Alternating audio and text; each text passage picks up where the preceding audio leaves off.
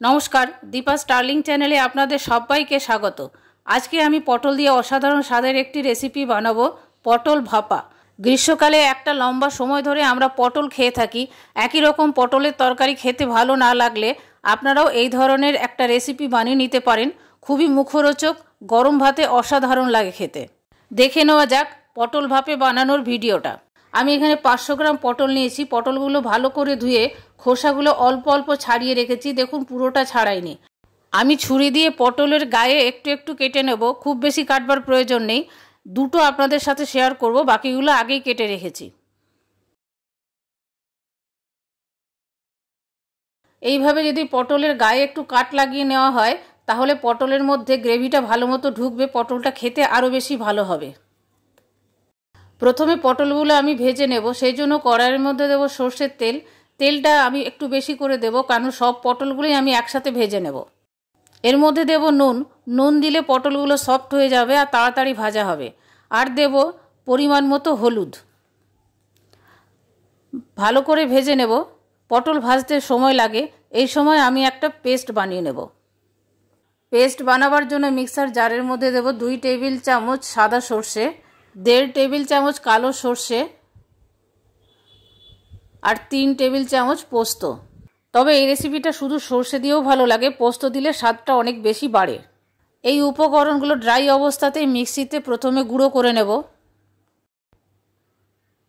এই রকম ড্রাই অবস্থাতে গুঁড়ো করলে একদম পাউডারের মতন হয় না, কিছুটা গুঁড়ো করে নিলাম। এবারে এর মধ্যে আমি দেব 3 টেবিল চামচ টক দই, কিছুটা কোরানো নারকেল, দেব 3টে কাঁচা লঙ্কা। ঝালটা যে যেরকম খেতে পছন্দ করেন সেই অনুযায়ী দেবেন।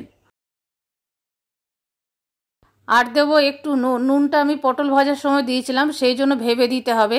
একটু জল দিয়ে মিহি পেস্ট বানিয়ে নেব। অপর দিকে পটলগুলো ভাজা হয়ে এসছে, আরেকটু ভেজে নেব। পটলগুলো যখন প্রায় ভাজা হয়ে যাবে সেই সময় আমি দেব 1 ছোট চামচ কালো জিরে। কালো জিরেটা দেওয়ার পর পটল আর কালো জিরে আরও একটু ভেজে নেব।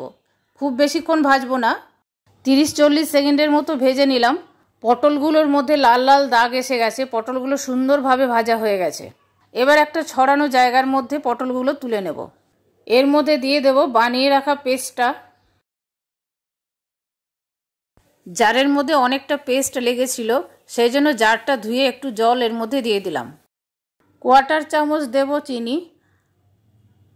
এবারে সব কিছু একসাথে ভালো করে মেখে নেব।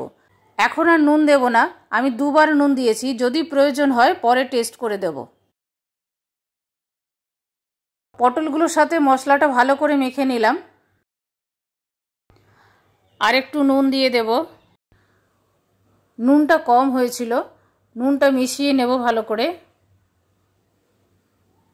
দেব 3টে চেরা কাঁচা লঙ্কা। আর দেব সরষের তেল।